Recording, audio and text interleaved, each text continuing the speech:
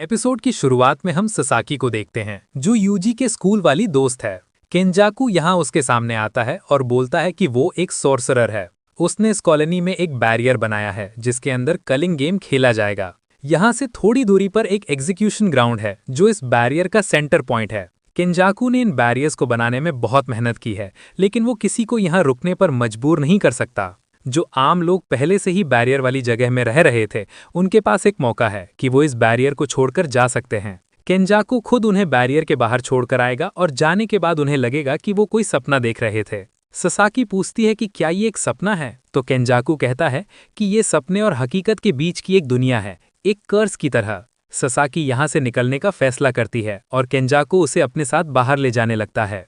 वो रास्ते में उससे ये भी कहता है कि मेरे बेटे का दोस्त बनने के लिए शुक्रिया, जो बात उसे समझ नहीं आती।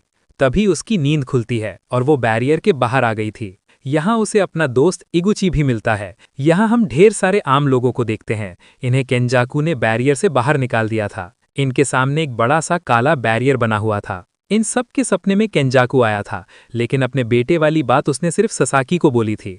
और तभी ससाकी को यूजी की याद आती है। एक्चुअली यूजी टेक्निकली केंजाकू का बेटा है, क्योंकि उसकी माँ की बॉडी में केंजाकू ही था। फिर दूसरी तरफ यूजी और मेगुमी हकारी को बताते हैं कि गोजो को सील कर दिया गया है। ये सुनकर वो चौंक जाता है। पंडा ये भी बताता है कि प्रिंसिपल यागा अब इस दुनिया में नहीं रहे। ये सुनकर यूजी और मेगुमी ही शॉक्ड हो जाते हैं, क्योंकि ये बात उन्हें भी नहीं पता थी। पंडा बताता है कि शिबुया इंसिडेंट के बाद हायर अप्स यागा के पीछे पड़ गए थे। ये सुनकर यूजी को बहुत बुरा लगता है, क्योंकि यागा पंडा के फादर जैसे थे। हकारी को भी ये बात सुन अच्छा नहीं लगता, क्योंकि जो भी लोग उसकी फिक्र करते थे वो अब इस दुनिया में नहीं है। इतना दुखी तो वो तब भी नहीं हुआ था जब याकुल के पीछे में तीर आकर लगा था।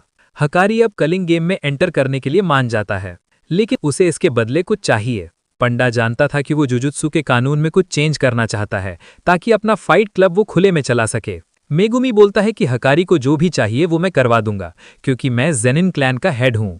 ये सुन हकारी और भी ज्यादा चौंक जाता है। हकारी अब मन में सोचता है कि अगर जेनिन फैमिली का हाथ उस पर रहेगा तो वो कोई भी कानून बनवा सकता है। और वो मेगुमी से बोलता है, हमें तो दोस्ती कर लेनी चाहिए। तभी इनके पास एक शिकिगामी आ जाता है। इसका नाम है कोगाने, जो इनको कलिंग गेम की खबर देने आया था कि कशिमो नाम के एक प्लेयर ने 100 पॉइंट्स देकर एक नया रूल ऐड किया है कि कोई भी किसी दूसरे प्लेयर की सारी इन्फॉर्मेशन देख सकता है, जैसे कि उसका नाम, उसके पॉइंट्स और वो कौन सी कॉलोनी के बैरियर में है। कोगाने बताता है कि वो यूजी का खबरी है, जो उसे गेम से जुड़ी सारी इन्फॉर्मेशन देगा। अब ये सुन मेगुमी चौंक जाता है कि यूजी तो अभी गेम में एंटर भी नहीं किया है, तो ये कोगाने उसके पास कैसे आ गया। मतलब कि यूजी ऑलरेडी गेम का प्लेयर है।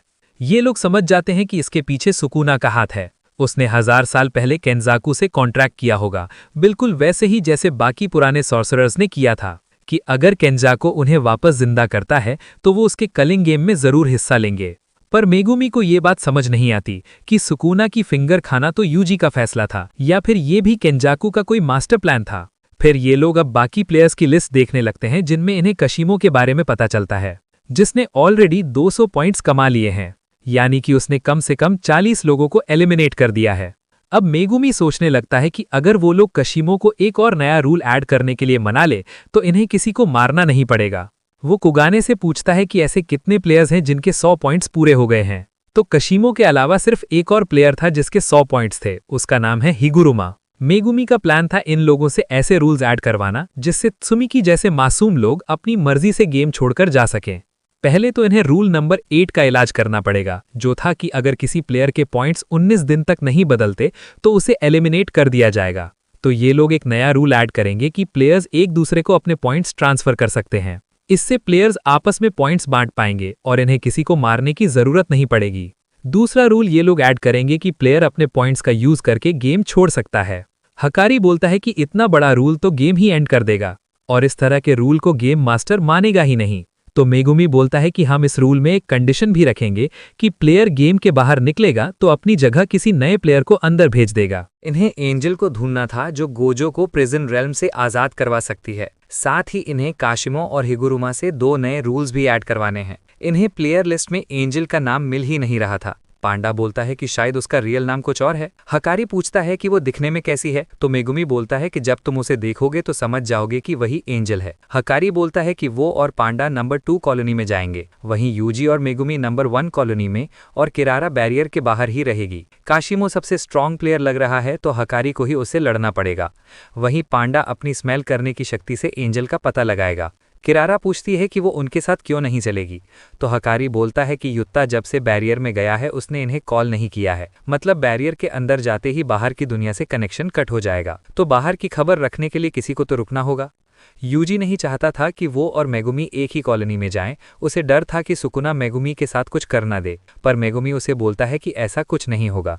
फिर अगले दिन सब लोग बैरियर के पास पहुंच जाते हैं। कोगाने इन्हें एक्सप्लेन करता है कि इस बैरियर के अंदर कलिंग गेम चल रहा है, अगर ये लोग इसमें एंटर करते हैं तो ये भी इस गेम के प्लेयर बन जाएंगे। यूजी, मेगुमी, हकारी और पांडा इसके लिए हाँ कर देते हैं। कॉलोनी 1 के अंदर हम हनियो को देखते हैं, जो वॉकी टॉकी से रिन से बात कर रही थी और पूछ रही थी कि और कितना टाइम लगेगा। वहीं रिन आसमान की तरफ देखते हुए किसी चीज़ का इंतजार कर रहा था। हनियो अब अपनी कर्स टेक्निक एक्टिवेट करती है, जिससे उसके बाल जेट इंजन में बदल जाते हैं। कॉलोनी के बाहर यूजी और मेगुमी बात कर रहे थे। मेगुमी कहता है कि इन्हें पुराने सॉर्सरर से थोड़ा बचकर रहना होगा, क्योंकि उनके लिए इंसानों की जान की कोई कीमत नहीं होती। 1000 साल पहले लोगों को लड़ने में ही मजा आता था, शायद इसीलिए उन्होंने केंजाकू के साथ कॉन्ट्रैक्ट बनाया होगा और वो कलिंग गेम के प्लेयर्स बने होंगे। काशिमो और हिगुरुमा दोनों पुराने सॉर्सरर्स लग रहे हैं, तो वो इतनी आसानी से इनकी बात नहीं मानेंगे। यूजी बोलता है कि इन्हें कर्स स्पिरिट से भी बचकर रहना होगा, खासकर रात में। मेगुमी बोलता है कि नए ज़माने के सॉर्सरर्स जो सुमिकी की तरह मजबूरी में इस गेम में फंस गए हैं, वो ज़रूर इनकी बात मान जाएंगे। ये लोग अब साथ में बैरियर में एंटर करते हैं, और ऐसा करते ही ये अलग अलग होकर आसमान से नीचे गिरने लगते हैं।